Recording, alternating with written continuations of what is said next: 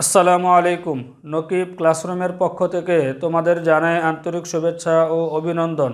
আজকে আমরা আলোচনা করব একাদশ ও দ্বাদশ শ্রেণীর উচ্চতর গণিত বিষয়ের প্রথম পত্রের পঞ্চম অধ্যায় নিয়ে, অর্থাৎ বিন্যাস। আর প্রশ্নমালা হলো 5.1। প্রশ্নমালা 5.1-এর আজকে আমি আলোচনা শুরু করব 9 নম্বর কোশ্চেনটি দিয়ে। কোশ্চেনটি স্ক্রিনে দেওয়া আছে, তোমরা স্ক্রিন থেকে কোশ্চেনটি দেখে নিতে পারো। আর আমরা যে বইটি অনুসরণ করতেছি সেটি হলো এস আহমেদ স্যারের বই। তাহলে শুরু করা যাক প্রশ্নমালা 5.1-এর 9 নাম্বার কোশ্চেন। এখন খেয়াল করো, 9 নাম্বার কোশ্চেন যেটি বলা হচ্ছে যে ম্যাচুরিটি শব্দটির সব অক্ষর ব্যবহার করে কত উপায়ে সাজানো যায়। এখানে দুইটা কোশ্চেন। প্রথম কোশ্চেনটি হলো এটি, আর দ্বিতীয় কোশ্চেনটি হলো এই উপায়গুলোর মধ্যে কয়টির প্রথমে এম থাকবে। এখানে ম্যাচুরিটি একটি শব্দ দেওয়া আছে এবং এই শব্দটি কতভাবে সাজানো যায় সেটা আমাদেরকে বের করতে হবে, এবং আরেকটি উত্তর বের করতে হবে, সেটি হচ্ছে এটার প্রথমে এম দিয়ে শুরু হবে এমন কতগুলো শব্দ গঠন করা যাবে। তাহলে আমরা লিখতে পারি এখন দেখো, এখানে আমি লিখেছি ম্যাচুরিটি শব্দটিতে মোট বর্ণ আছে 8টি। এখানে আমাদের 8টি বর্ণ আছে, এদের মধ্যে 2টি টি আছে, মানে এর ভিতরে একই রকম বর্ণ আছে, সেটা হলো দুইটা হলো টি। এখন আমাদেরকে বের করতে হবে ম্যাচুরিটি শব্দের মোট বিন্যাস সংখ্যা। তো আমরা লিখতে পারি এখন যে সুতরাং, এখন দেখো এখানে লিখেছি ম্যাচুরিটি শব্দের মোট বিন্যাস সংখ্যা। এখানে আমাদের মোট বর্ণ আছে 8টি, তাহলে হবে 8 ফ্যাক্টোরিয়াল। যেহেতু এখানে একই রকম বর্ণ আছে 2টি, এই জন্য আমাদেরকে 8 ফ্যাক্টোরিয়ালকে আমাদের 2 ফ্যাক্টোরিয়াল দ্বারা ভাগ করতে হবে। এবার 8 ফ্যাক্টোরিয়ালকে যদি আমরা 2 ফ্যাক্টোরিয়াল দ্বারা ভাগ করি তাহলে কত আসতেছে আমাদের এখানে, যে 8 ফ্যাক্টোরিয়াল ভাগ হচ্ছে 2 ফ্যাক্টোরিয়াল, তাহলে পাচ্ছ হচ্ছে এখানে আমাদের 20,160। তার মানে হলো ম্যাচুরিটি শব্দের মোট বিন্যাস সংখ্যা, বা ম্যাচুরিটি শব্দ দিয়ে আমরা মোট 20,160টি শব্দ গঠন করতে পারবো।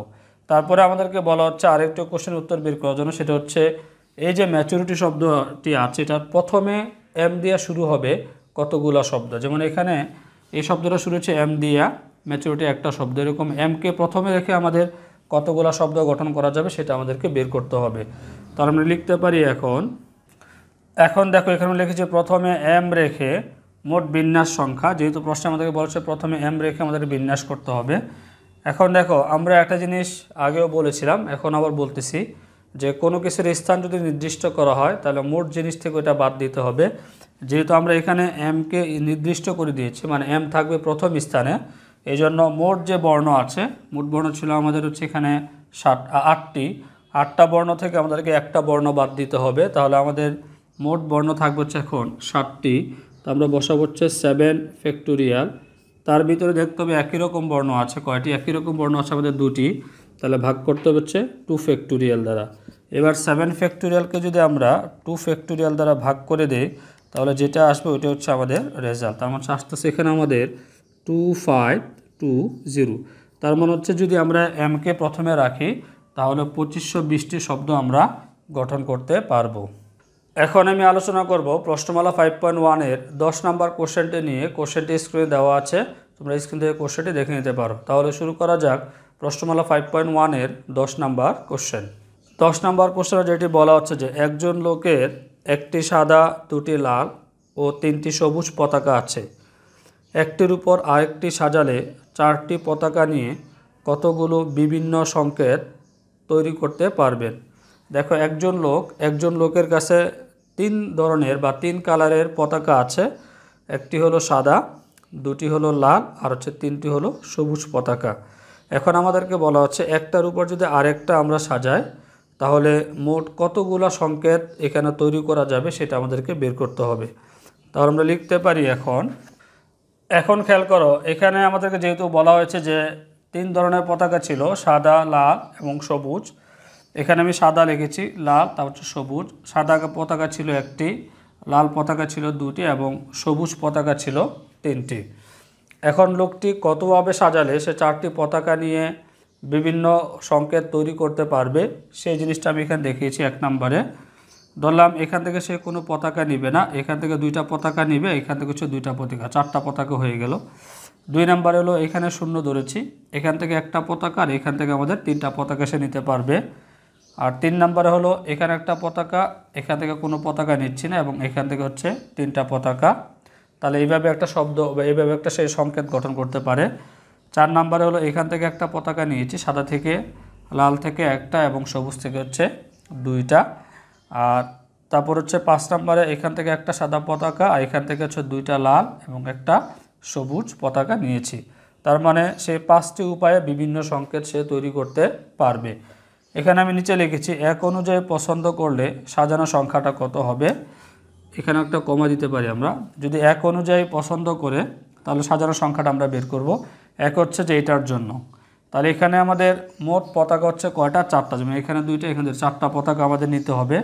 তাহলে 4 ফ্যাক্টোরিয়াল বাই হলো এখানে 2টা, মানে একই রকম 2টা আছে, এই জন্য 2 ফ্যাক্টোরিয়াল হবে। এখানেও একই রকম 2টা আছে, 2 ফ্যাক্টোরিয়াল ইকুয়াল, এটার মান যদি আমরা একবারে বের করি ক্যালকুলেটর দিয়ে, যে 4 ফ্যাক্টোরিয়ালের মানকে আমরা এখানে ভাগ করব হচ্ছে 2 ফ্যাক্টোরিয়াল এবং 2 ফ্যাক্টোরিয়াল দিয়ে, তাহলে এটা ভাগ করলে আসতেছে আমাদের এখানে যে টোটাল 6 আসতেছে। তার মানে এক অনুযায়ী সে 6 ধরনের পতাকা সে সাজাতে পারবে। তো আমরা যদি 2 নং অনুযায়ী হিসাব বের করি তাহলে কত আসতেছে? 2 অনুযায়ী পছন্দ করলে সাজানো সংখ্যা, তা যেহেতু এখানে 4টা পতাকা তাহলে উপর 4 ফ্যাক্টোরিয়াল বাই হলো এখানে 1 আছে, 1 আর দেওয়া দরকার নেই, কারণ 1 ফ্যাক্টোরিয়াল দ্বারা 1 ফ্যাক্টোরিয়ালকে 1ই হয়, 1 দ্বারা এটাকে ভাগ করলে এটাই আসবে। আর এখানে হচ্ছে 3টা আছে, এই জন্য 3 ফ্যাক্টোরিয়াল হবে ইকুয়াল। এখন এটার মান যদি আমরা বের করি, যে 4 ফ্যাক্টোরিয়ালকে আমরা ভাগ করব হচ্ছে এখানে 3 ফ্যাক্টোরিয়াল দ্বারা, 3 ফ্যাক্টোরিয়াল দ্বারা যদি আমরা ভাগ করি তাহলে কত আসতেছে? এখানে আমাদের আসতেছে হচ্ছে 4। তো আমরা পাচ্ছি হচ্ছে 4টা বিভিন্ন সংকেত সে তৈরি করতে পারবে 2 নঙে। 3 নঙে যদি আমরা বের করি তাহলে কত আসবে? 3 অনুযায়ী পছন্দ করলে ইকুয়াল। এখন দেখো 3-এর ক্ষেত্রে এখানে একটা পতাকা, এখানে 0, এখানে হচ্ছে 3টা, তাহলে 4 ফ্যাক্টোরিয়াল বাই হলো এখানে 1 যেহেতু আছে 1 আর লেখা দরকার নাই, এটা হবে 3 ফ্যাক্টোরিয়াল। এটা ভাগ করলে আমাদের 4ই আসবে, কারণ 2-এর এখানে যেটা 3-এর এখানেও ঠিক একই জিনিস। তারপর হচ্ছে আমরা যদি 4 অনুযায়ী পছন্দ করি তাহলে আমাদের সাজানো সংখ্যা কত আসবে সেটা বের করব। এখন উপরে 4 ফ্যাক্টোরিয়াল হবে আর নিচে হবে হচ্ছে আমাদের এখানে 1, এখানে 1, এখানে 2, তাহলে এই 2টা লেখা দরকার নাই, শুধু হবে 2 ফ্যাক্টোরিয়াল। তাহলে 4 ফ্যাক্টোরিয়ালকে যদি আমরা 2 ফ্যাক্টোরিয়াল দ্বারা ভাগ করে দেই তাহলে আসতেছে এখানে আমাদের 12। তার মানে 12টি বিভিন্ন সংকেত সে তৈরি করতে পারবে। এবার হচ্ছে 5 অনুযায়ী যদি আমরা পছন্দ করি তাহলে সাজানো সংখ্যা কত আসবে। উপরে হলো 4 ফ্যাক্টোরিয়াল আর নিচে আসতেছে এখানে আমাদের এখানে 1 2 1, তাহলে 2টা লিখলেই হবে, এটা হবে আমাদের 2 ফ্যাক্টোরিয়াল। তো আমরা 4 ফ্যাক্টোরিয়ালকে 2 ফ্যাক্টোরিয়াল দ্বারা ভাগ করে আসতেছে আমাদের 12। তার মানে সে 1 অনুযায়ী 6টি, 2 অনুযায়ী 4টি, 3 অনুযায়ী 4টি, 4 অনুযায়ী 12টি আর 5 অনুযায়ী হচ্ছে 12টি সে বিভিন্ন সংকেত তৈরি করতে পারবে। সুতরাং আমরা লিখতে পারি এখন দেখো এখানে লিখেছি নির্ণয় মোট সংখ্যা, তাহলে মোট সংখ্যা আমরা কত পাচ্ছি? 6 প্লাস তারপরে 4 4, তাহলে 4 প্লাস 4 প্লাস তারপর হলো 12, তাহলে এখানে হবে 12, তারপরে প্লাস দিয়ে নিচে আমরা লিখতেছি আরেকটা 12 ইকুয়াল। এবার সবগুলো যদি যোগ করে তাহলে আসতেছে এখানে আমাদের যে কত আসবে টোটাল হচ্ছে আমাদের 38। তার মানে হচ্ছে তিনি 38টা বিভিন্ন সংকেত তৈরি করতে পারবে সাদা, লাল এবং সবুজ পতাকার মাধ্যমে। এখন আমি আলোচনা করব প্রশ্নমালা 5.1-এর 11-র 1 নম্বর কোশ্চেনটি নিয়ে। কোশ্চেনটি স্ক্রিনে দেওয়া আছে, তোমরা স্ক্রিন থেকে কোশ্চেনটি দেখে নিতে পারো। তাহলে শুরু করা যাক 11-র 1 নম্বর কোশ্চেন। এখন খেয়াল করো 11-র 1 নম্বর কোশ্চেনে যেটি বলা হচ্ছে যে প্যারালাল, এখানে একটা শব্দ দেওয়া আছে, সেটা হচ্ছে প্যারালাল শব্দটির অক্ষরগুলো সবগুলো একত্র নিয়ে কত রকমে সাজানো যায় তা বের করো। স্বরবর্ণগুলো একত্রে রেখে অক্ষরগুলো কত রকমে সাজানো যায় তাও নির্ণয় করো।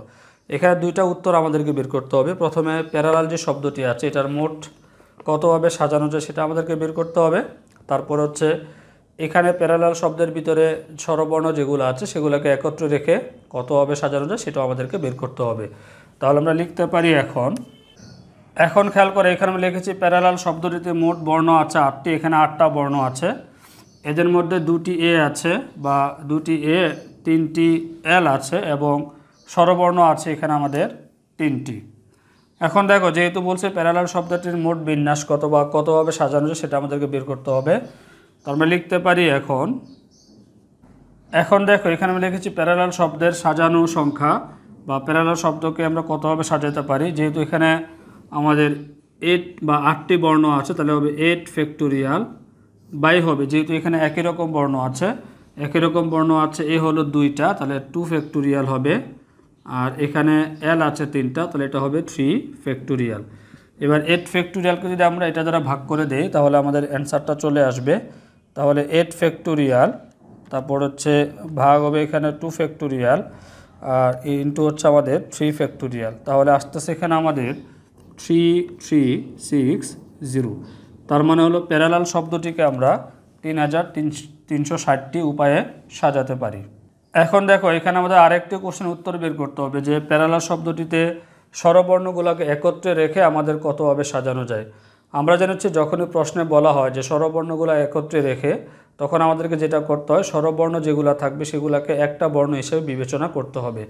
এখানে স্বরবর্ণ হলো আমাদের 3টি, যেমন এ হচ্ছে 2টা আর ই হচ্ছে আমাদের একটা। যেহেতু আমাদেরকে বলা হচ্ছে স্বরবর্ণগুলো একত্রে থাকবে, তো প্রথমে আমরা যে কাজটা করব, 3টা স্বরবর্ণকে আমরা একটা বর্ণ হিসেবে বিবেচনা করব। তাহলে আমরা লিখতে পারি এখন দেখো এখানে আমি লিখেছি স্বরবর্ণ 3টিকে একত্রে একটি বর্ণ বিবেচনা করি। তার মানে এখানে যে 3টা স্বরবর্ণ আছে, 3টাকে আমরা একটা বর্ণ ধরবো। তাহলে আমাদের কি কি বর্ণ হচ্ছে, এখানে পি আর, এখানে 3টা এল হবে, যেহেতু এখানে 3টা এল আছে। আর স্বরবর্ণ 3টা ছিল আমাদের, 2টা এ একটা ই, এই জন্য 2টা এ লিখলাম আর হচ্ছে একটা ই লিখলাম, এটা হচ্ছে একটা বর্ণ। তো এখানে একটা বর্ণ, আর এখানে হচ্ছে আমাদের বর্ণ আছে তাহলে কয়টা, তাহলে এখানে 1টা 2টা 3টা 4টা 5টা 6টা, অর্থাৎ 6টি বর্ণ আমরা পাই। এখন আমাদেরকে প্রথমে যেটা করতে হবে, 6টা বর্ণ নিয়ে আমাদেরকে বিন্যাস করতে হবে। তো আমরা লিখতে পারি এখন যে সুতরাং 6টি বর্ণের, এখন দেখো এখানে লিখেছি 6টি বর্ণের সাজানো সংখ্যা।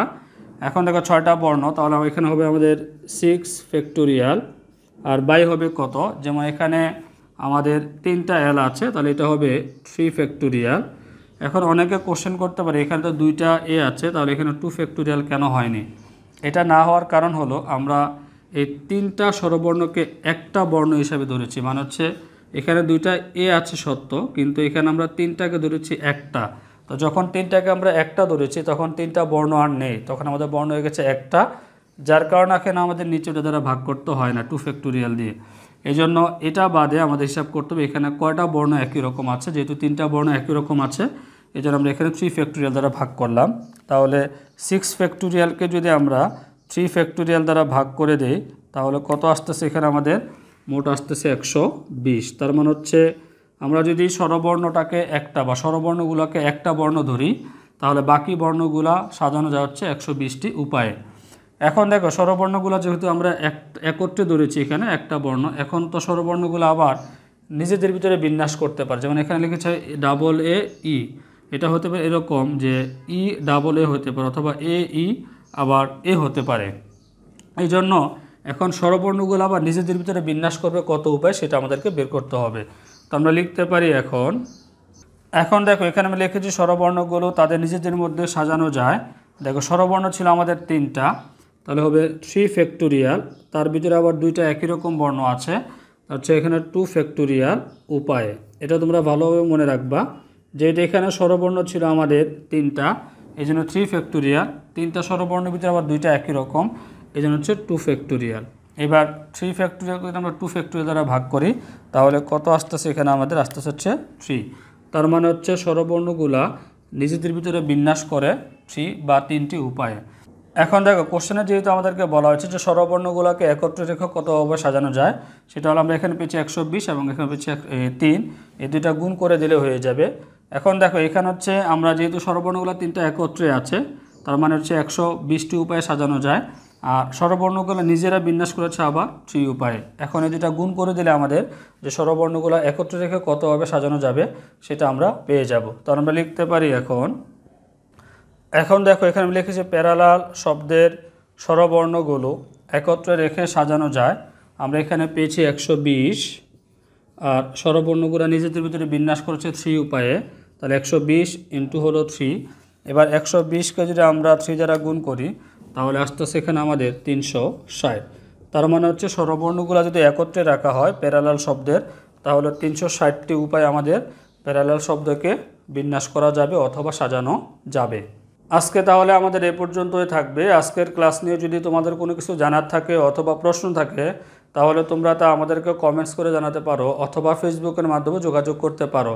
আর যদি আমাদের ভিডিওগুলো তোমাদের কাছে ভালো লেগে থাকে তাহলে তোমাদের বন্ধুদের মাঝে আমাদের ভিডিওগুলো শেয়ার করে দাও। আর যারা এখনও আমাদের চ্যানেলটি সাবস্ক্রাইব করেনি তারা অবশ্যই সাবস্ক্রাইব করে রাখো। আর পাশে যে বেল আইকন বাটন আছে ওটিও প্রেস করে রাখো যাতে পরবর্তী ভিডিওটি তুমি খুব সহজে পেতে পারো। সবাই ভালো থাকবে। আল্লাহ হাফেজ।